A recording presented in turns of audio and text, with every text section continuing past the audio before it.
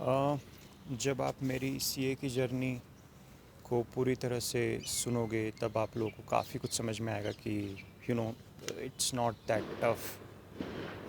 सब कुछ हम कर सकते हैं, पॉसिबल है, क्योंकि मेरी जर्नी बिल्कुल भी आसान नहीं रही है। So that's why I am here to tell you what I have been through. It took me 12 years to, become a chartered accountant. I started in 2009 and I qualified as a chartered accountant in 2021 last year. Uh, 12 years is a long time, and I always was curious to know that where I can reach, what is my potential, and everything. जब हम अपनी life में कुछ भी start करते, like could be anything, college life or profession or anything. So मुझे नहीं पता था इतना वक्त लग जाएगा. आई नेवर वॉज अवेयर कि कितना फोकस चाहिए. तो धीरे धीरे करके चीज़ें क्लियर होती गई और मैं समझता गया कि नहीं यार, थोड़ा और मेहनत करना पड़ेगा. सो 12 years is really long time. और इसमें ऐसा नहीं था कि मेरी आर्टिकलशिप के वक्त मैंने कुछ ऐसा वक्त बिताया हो जहाँ मैंने एग्ज़ाम्स ना दिए हों. मैंने हमेशा एग्ज़ाम्स दिए. फर्स्ट ग्रुप क्लियर होने के बाद it was like I gave exams every November and May. So start करता हूँ. Like it all started when my friends decided कि हमें भी CA करना है. So I was like कि ठीक है, करते हैं. मुझे नहीं पता था कि कितना मुश्किल होने वाला है. प्रैक्टिकल ट्रेनिंग को लेकर कोई आइडिया नहीं था कि होती है. So I wasn't aware about that. But जब मुझे पता चला तो आई वाज लाइक ठीक है, देखते हैं, समझेंगे. बट उसके अलावा मैं काफ़ी चीज़ों में इन्वॉल्व था. I was involve in dancing, singing and stand ups and acting and everything. So 2009 में मैंने स्टार्ट किया, CPT दिया. और फर्स्ट टाइम जब दिया तो मैं पास नहीं हो पाया. I scored 89 marks. सो मुझे नहीं पता था कि ये कैसे हो गया. प्रिपरेशन तो अच्छे से किया था, बट फिर वापस से मैंने स्टार्ट किया प्रिपेयर करना. And then I again gave, I guess, December 2009 was the exam, and I passed the CPT. I scored 142 out of 200. So yeah, it was not a bitter experience, not, you know like बहुत कुछ अच्छा नहीं था. It was good, okay, ठीक है. But then I realized कि नहीं, इसमें थोड़ा और एफर्ट चाहिए. इतना आसान नहीं होने वाला है ये. और अगर मैं बताऊं अपनी पर्सनल लाइफ के बारे में तो यू नो मेरी फैमिली वाज रियली सपोर्टिव कि हाँ मुझे करना चाहिए. बट मेरे पेरेंट्स की इतनी बनती नहीं थी. एंड झगड़े भी होते थे. सो घर में मेरे लिए थोड़ा सा मुश्किल था चीज़ों को समझना कि मैं कैसे मैनेज करूँ सारी चीज़ें. So I had that environment where I was not, where I never felt that I am at peace. So मेरे लिए स्टडीज़ को और बाकी चीज़ों को मैनेज करना मुश्किल था. At the same time I was involve in stand up. I was involve in dancing. So 2009 में जब मैंने अपना IPCC स्टार्ट किया और जब मुझे क्लासेस करना थी, पढ़ाई करना थी, तो मुझे समझ में आया कि मेरे लिए घर के माहौल को संभालना और स्टडीज़ को संभालना आसान नहीं होने वाला है. तब मैंने डिसाइड किया कि ठीक है, छोड़ देते हैं, CA नहीं करते. एग्ज़ाम्स दिया मैंने, एग्ज़ाम्स दिया, पर घर वालों को नहीं बताया कि मैं छोड़ने वाला हूँ करके. बट मैं पढ़ाई करना बंद कर दिया था. And then I move towards dancing. मैंने खुद से डांस सीखा. चीज़ों को उस समय पर जब मैं गो थ्रू कर रहा था तब मुझे लगा कि नहीं यार, अगर कोई 5 साल में चार्टर्ड अकाउंटेंट बनता और मैं 5 साल मेहनत करूँ तो I guess I will be somewhere equivalent to them in this field. तो मैंने रिस्क लिया एंड काफ़ी कुछ सीखा. अच्छे लेवल पर डांसिंग करना आ भी गया. कोरियोग्राफर भी बनना चाहता था एक टाइम पर मैं.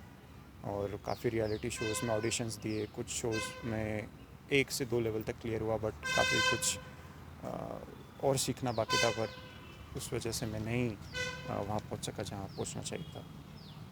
और जब घर वालों को ये सारी चीज़ें पता चली तो वो बहुत मुश्किल था उनके लिए एक्सेप्ट कर पाना कि ये ऐसा क्यों कर रहा है, और मेरे लिए बता पाना कि मैं ऐसा क्यों कर रहा हूँ, क्योंकि मैं फेड अप हो चुका था हर चीज़ से जो मैं गो थ्रू कर रहा था, लाइक फैमिली इश्यूज़ और कंसंट्रेशन का इशू हो काफ़ी आ रहा था मुझे पढ़ते वक्त। So it was tough for me to balance everything.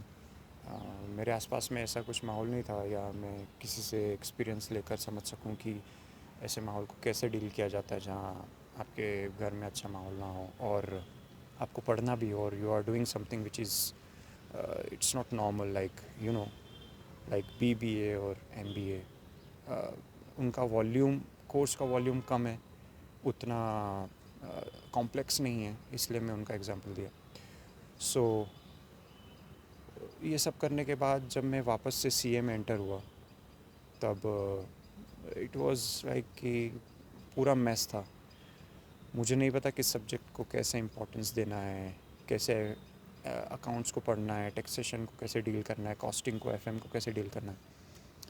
1 से 2 अटैम्प्ट मुझे ये समझने में लग गए कि कितना मुझे इन डेप्थ नॉलेज चाहिए। सो 2010 के बाद 2011 भी निकला और मैंने क्लियर नहीं किया, but I was fine because I was learning every day. Life में भी सीख रहा था कि कैसे इमोशंस को होल्ड करना है, कैसे सभी चीज़ों को साथ में लेके चलना है। सो it was a bit of a bitter experience, but I was learning a lot. तो मैं पर्सनली बहुत ग्रो कर रहा था। मैच्योरिटी इस वजह से काफ़ी थी मुझ में, इसलिए मैं सारी सिचुएशंस को, टफ़ सिचुएशंस को हैंडल कर पाया। बट काफ़ी नहीं थी CA एग्ज़ाम्स क्लियर करने के लिए। आफ्टर दैट 2012 में मैं नवंबर के एग्ज़ाम्स में फ़र्स्ट ग्रुप क्लियर कर पाया। और उसके बाद भी it was in the like best experience. Pass हो गया मैं समहाउ, क्योंकि एग्जामिशन था मेरा अकाउंट्स में, मई के एग्ज़ाम्स में। सो लकीली वो एग्जामिशन ने मुझे हेल्प किया, मेरा बर्डन कम हो गया और मैं पास कर पाया। सो it was like a big relief, क्योंकि CPT पास करना वाज लाइक नथिंग। लोग 2 महीने 1 महीना पढ़ के कर लेते हैं और मुझे 2 साल से ज़्यादा हो गए थे। So it was a big relief कि finally I am in the CA, because CPT clear करना was like nothing. It is still for me like okay, ठीक है, it's not a big deal. 2 साल लग गया मुझे ये समझने में कि कितना पोटेंशियल चाहिए।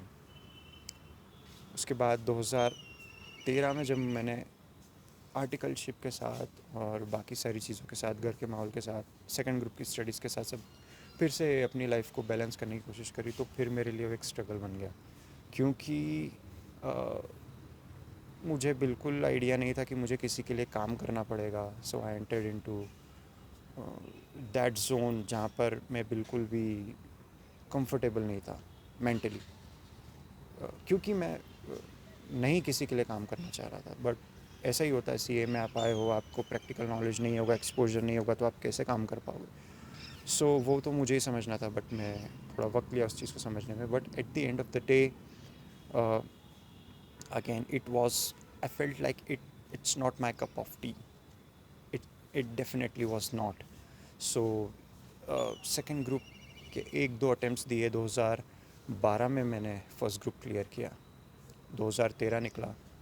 तब तक मुझे समझ में आ गया कि यार इतना वक्त लूँगा तो बहुत प्रॉब्लम हो जाएगा, क्योंकि मेरे जो साथ में थे स्कूल फ्रेंड्स वो CA फाइनल में ऑलरेडी एंटर कर चुके थे और उनके अटेम्प्ट्स भी ड्यू थे। तो एक टाइम पर वो अपने फाइनल्स की प्रिपरेशन कर रहे थे और मैं एज़ यूजुअल सेकंड ग्रुप की, तो वो काफ़ी अनकंफर्टेबल एक्सपीरियंस था। बट नेवरदलेस अब क्या कर सकते हैं लाइफ में, जब आप धीरे धीरे चीज़ों को समझते हो तो आपके रास्ते डेफिनेटली बाकियों से अलग होते हैं। आप कुछ नहीं कर सकते, you have to walk on your own path and find your own destination. So it was okay for me. I was not comfortable but I was fine, ठीक है देखते हैं। एंड देन मेरा इंटरेस्ट सिंगिंग की तरफ काफ़ी बढ़ गया और मैंने गाना चालू कर दिया। सो मैं एक टाइम पर आर्टिकलशिप के टाइम पर मैं जब मेरे प्रिंसिपल नहीं होते थे तो मैं कुछ वक्त गाता भी था और कुछ वक्त काम करता था, कुछ वक्त होमवर्क करता था। तो it was all mix up everything. ये सब करने के बाद मैं उस पॉइंट पर पहुंचा कि जब मुझे लगा कि यार अब सीरियस होना पड़ेगा, बिल्कुल सीरियस होना पड़ेगा लाइफ में। नवंबर 2014 में मैंने मेरा सेकंड ग्रुप क्लियर किया। I scored somewhere around 189 marks out of 300 I guess. So it was a good experience, क्योंकि मैंने 70 प्लस एडवांस अकाउंट्स में स्कोर किया। अराउंड 60 मार्क्स मेरे ऑडिट में थे। सो तब तक मुझे लगा कि नहीं यार, अब I am on track. But उसके बाद फिर एक नया एक्सपीरियंस कि सीए फाइनल का एक अलग लेवल है। आर्टिकलशिप कंप्लीशन का टाइम आया, एक्सटेंशन का डर था, प्रिपरेशन अच्छे से हुई नहीं। सेकेंड ग्रुप के एग्ज़ाम्स के टाइम पर मैंने फर्स्ट ग्रुप की क्लासेस करी, तो वो सब कुछ स्प्रेड आउट हो गया। सारा फोकस जो था वो काफ़ी चीज़ों में स्प्रेड हो गया और कुछ रिज़ल्ट नहीं निकला उससे। सो मेरे लिए काफ़ी मुश्किल हो गया उस वक्त फिर से सब कुछ हैंडल करना। सो अभी तक यहाँ तक आते आते मेरे लिए सारी चीज़ों को मैनेज करना was like a next level experience, क्योंकि मैं ग्रो कर रहा था बट रिज़ल्ट्स उतना जल्दी नहीं आ रहे थे। तो कभी कभी होता है कि आपको लाइफ में चीज़ों को थोड़ा सा स्लो विथ अ पेस आपको मैनेज करना पड़ता है। आप एकदम से सब चीज़ एक्सपेक्ट नहीं कर सकते when you are involve in extra curricular activities. And घर में भी माहौल ठीक नहीं है और आप काफ़ी चीज़ों में इन्वॉल्व हो। आर्टिकलशिप के वक्त भी आपका मन नहीं लग रहा है काम में। So it was like a different experience than being just a normal C student. और मेरे साथ वाले जो भी थे स्कूल के, वो चार्टर्ड अकाउंटेंट्स बनना शुरू हो गए। इन 2014 मेरी क्लास में जो भी थे वो सीए बनना शुरू हो गए। So that was another kind of a heartbreak for me कि मैं लाइफ में कहाँ हूँ और वो लोग तो अब पैसा कमाना चालू कर चुके हैं और अभी भी पूरा सीए फाइनल बचा है। सो somehow I cleared second group in November 2014.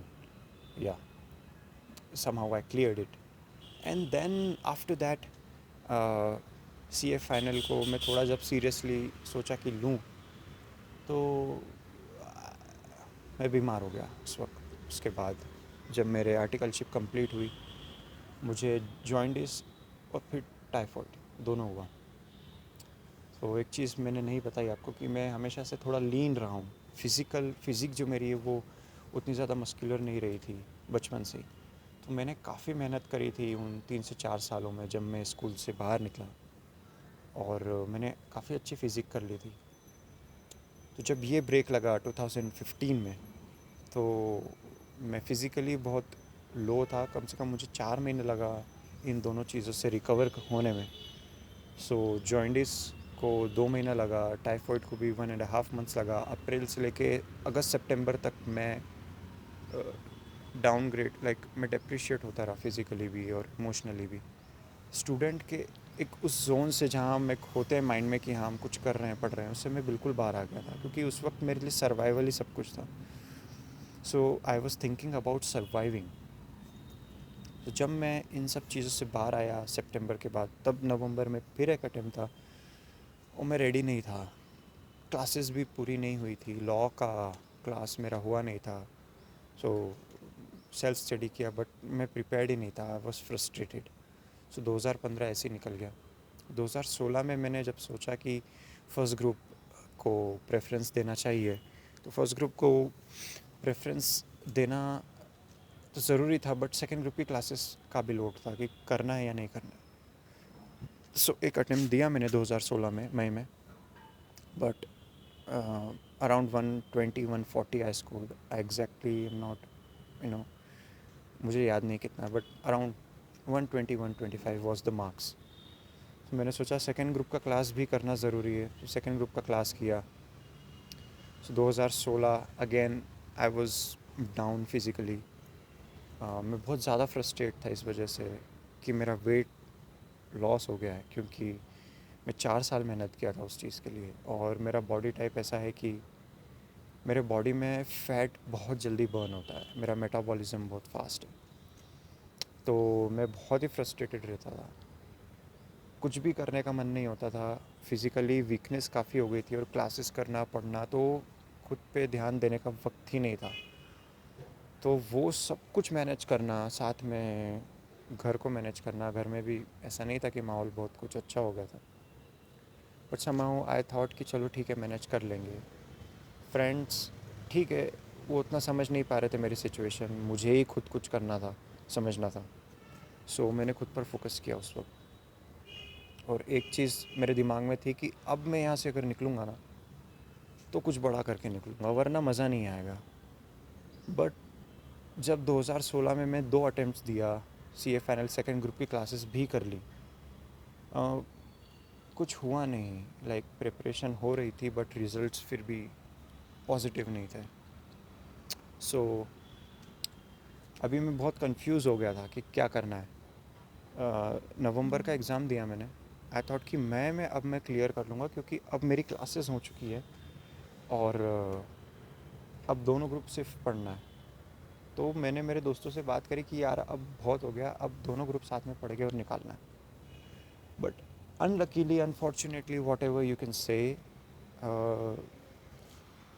मेरे दादाजी को पैर में फ्रैक्चर हुआ। वो हमारे ही शहर के एक हॉस्पिटल में एडमिट हुए। तो उस वक्त उनको मैनेज करना और पढ़ाई को मैनेज करना, again it was became very difficult. When I thought कि अब थोड़ा सा आसान हो रहा है, मुझे लग रहा है कि अब सब चीज़ों से मैं बाहर हो गया, क्लासेस हो गई, मेरी आर्टिकलशिप का बर्डन नहीं है, सब चीज़ें सॉर्टेड है।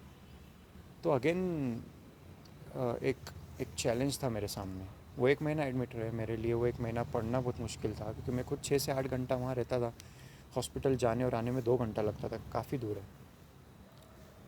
और फिर अनफॉर्चुनेटली वो नहीं रहे, सो अगेन अ मंथ उसमें अनफॉर्चुनेटली लाइक मेरा प्रिपरेशन फिर बिगड़ गया। सो जो 2 ग्रुप का प्रिपरेशन करना था, वो 2 ग्रुप से मैं एक ग्रुप पर आ गया। एक ग्रुप पर आने के बाद आई थॉट कि चलो ठीक है, एक ग्रुप तो है हाथ में यार, वक्त है, फेब, मार्च, अप्रैल, 3 महीने करेंगे। But again some personal issue came इन।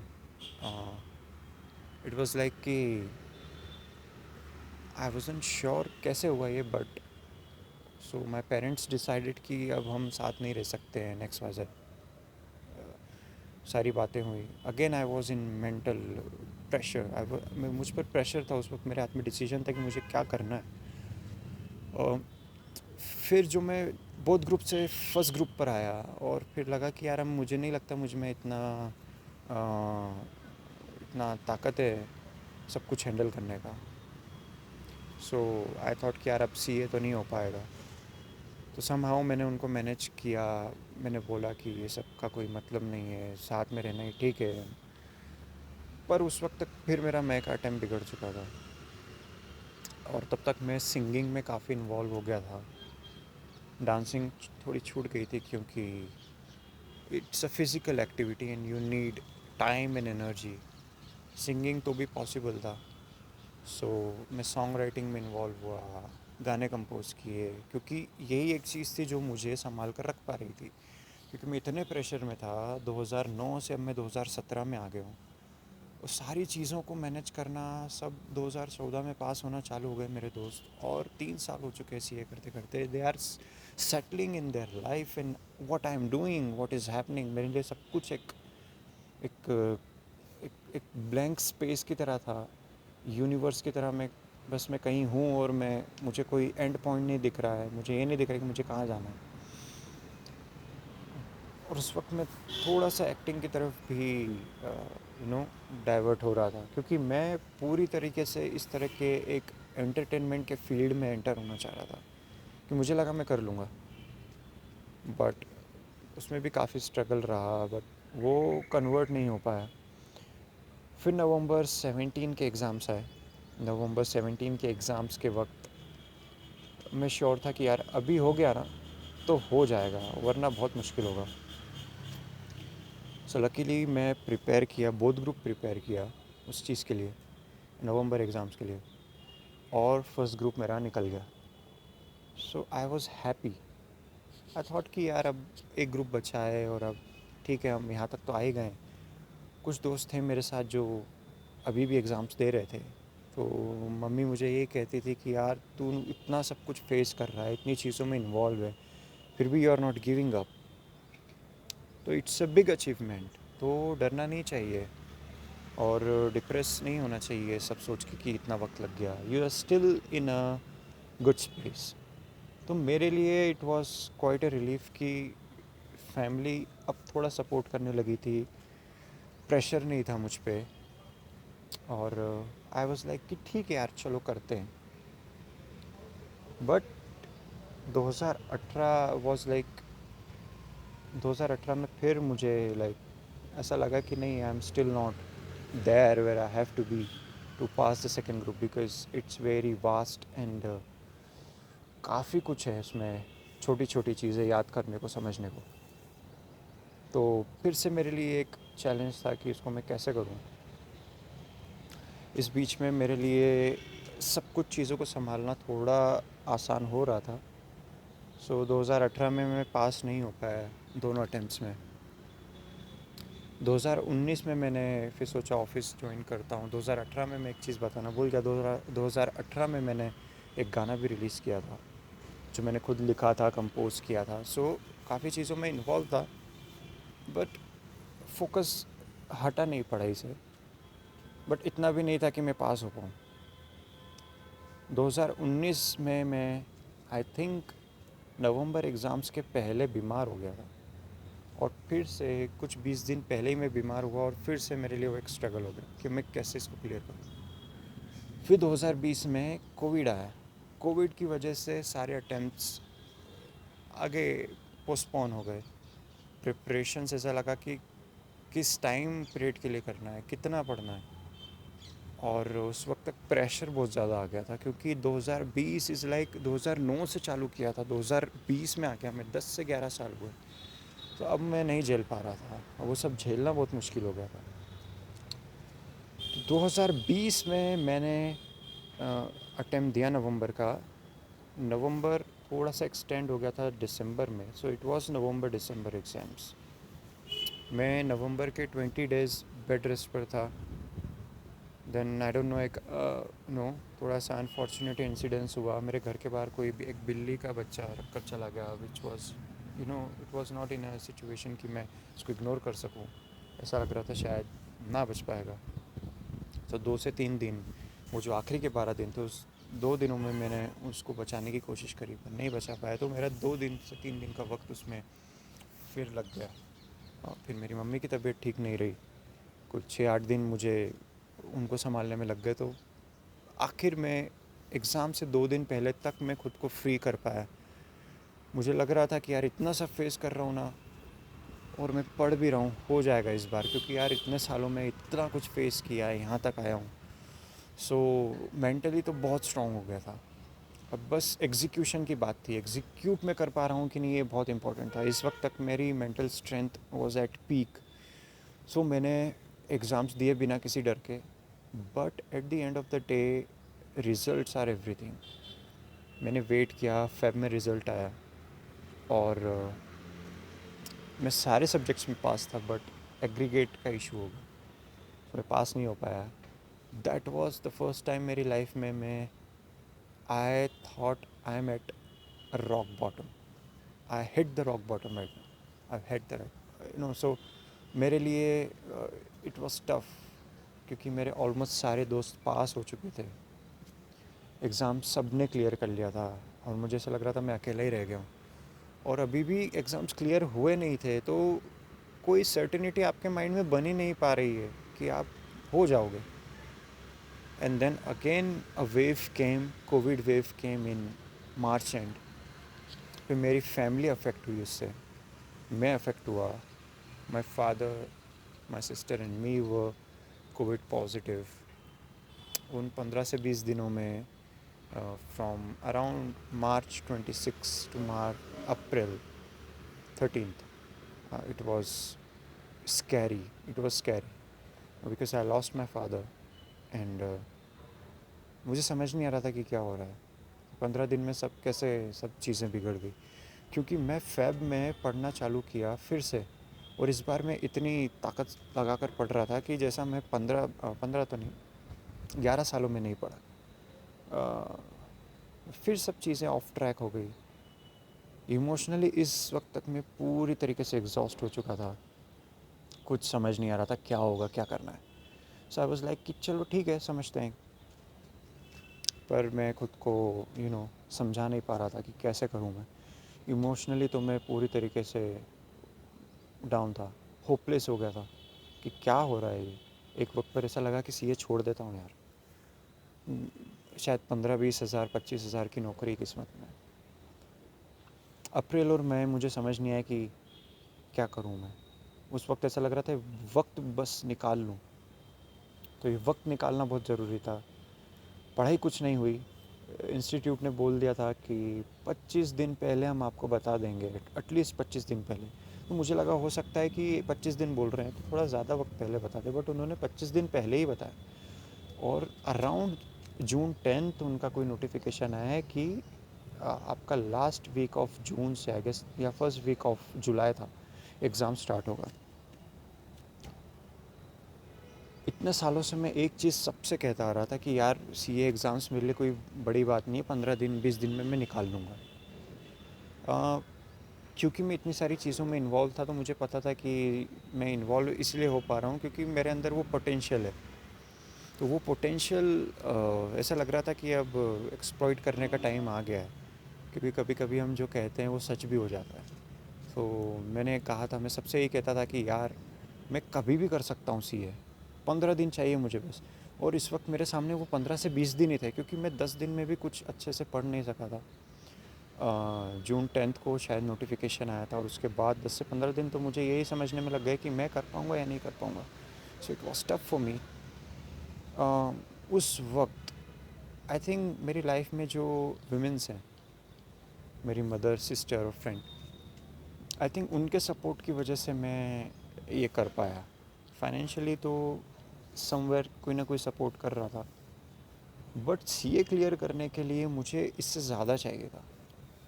तो आई थिंक इन लोगों की वजह से मैं आखिरी के 15 दिनों में अपना सब कुछ दे पाया. मुझे उस वक्त समझ नहीं आ रहा था मैं करूं क्या. क्योंकि इतने अटेम्प्ट दे चुका था कि मुझे ऐसा लग रहा था कि अब मैं ऐसा क्या नया करूं, क्या ऐसा कर सकता हूं मैं. मुझे कुछ नहीं पता था. मुझे बस इतना पता था कि मुझे सिर्फ पढ़ना है और सब कुछ पढ़ना है. और इस वक्त मेरे दिमाग में एक चीज़ क्लियर थी कि मैं अगर ये अटेम्प्ट नहीं क्लियर कर पाया तो इट्स ओवर फॉर मी. तो ये बहुत ज़रूरी था अटेम्प्ट क्लियर करना क्योंकि मेरे ऊपर मुझ पर काफ़ी फाइनेंशियल रिस्पॉन्सिबिलिटीज़ आ गई थी. और मैं एक रेंटेड हाउस में रहता हूँ. So it was tough for me to digest everything at once. But क्योंकि मेरे पीछे एक फीमेल सपोर्ट था and I always consider female support as the best support because they really can push you through. So my mother, sister and friend were there to support me. Like literally they were there. So I was like कि यार यही वो वक्त है, stage जो है वो set है. ऐसा लग रहा था मूवी का कोई क्लाइमैक्स चल रहा है कि देखते हैं अभी क्या होगा, या तो इस पार या उस पार. So I gave my everything and I became a chartered accountant. और it was tough for me. It was tough क्योंकि इमोशनली मैं बहुत ज़्यादा एग्जॉस्टिव था. So somehow I was like I was doing everything. And वो 2 महीने का जो वक्त था रिज़ल्ट आने से पहले का, वो काफ़ी टफ था मेरे लिए निकाल पाना क्योंकि मुझे नहीं पता था कि मैं इसके बाद क्या करूँगा या क्या होगा मेरे साथ. So overall it was a tough journey. It was the toughest journey I can say to myself. Because मुझे जब मैं 2021 में लाइक 2020 में जब मैं फ़ेल हुआ, सभी सब्जेक्ट्स में पास था, मुझे लगा वो मेरा रॉक बॉटम है.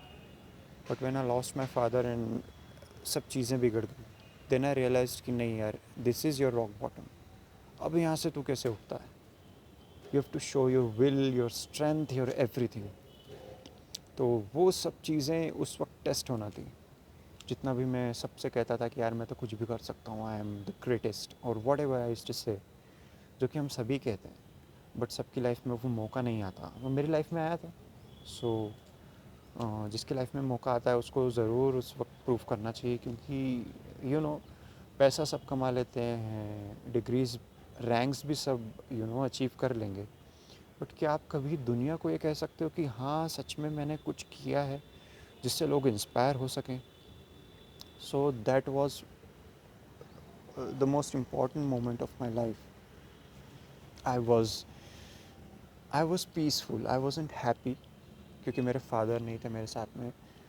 वो चाहते थे कि मैं सीए बन जाऊँ, उनके लिए ही कर रहा था, but I was sad and happy and peaceful, like at the same time. So yeah, it was not the easiest of the journey, I guess, but it was worth it. I hope आप लोगों को इससे काफ़ी कुछ inspiration मिलेगा, काफ़ी आप लोग अपनी लाइफ में चीज़ों को समझ पाओगे कि कैसे हमें गो थ्रू करना चाहिए। I think patience is very important, focus is very important, discipline patience के साथ आ जाता है, और 12 साल आसान नहीं होता खुद को लगातार एक ही चीज़ में इन्वॉल्व करके रखना, और वो भी सीए जैसी चीज़ जहाँ पे आपको पता नहीं है नेक्स्ट अटेम्प्ट में कैसा पेपर आएगा, कौन सा टफ़ है कौन सा ईजी है। So it's tough to understand कि क्या हो सकता है क्या नहीं हो सकता है। सो आई होप आप लोगों को चीज़ें रिलेटेबल लगी होंगी, आपको इंस्पायर करें, यही मैं चाहता हूँ। और आगे काफ़ी वीडियोस आने वाले हैं इस चैनल पर, जिस चैनल पर मैं अपलोड कर रहा हूँ। ये सब बताना बहुत ज़रूरी था, तभी आप रिलेट कर पाओगे, that's when you will create a relevance. So I hope you like it. इस वक्त काफ़ी वक्त हो चुका है, आई थिंक 30 मिनट से ज़्यादा ये रिकॉर्डिंग हो चुकी है।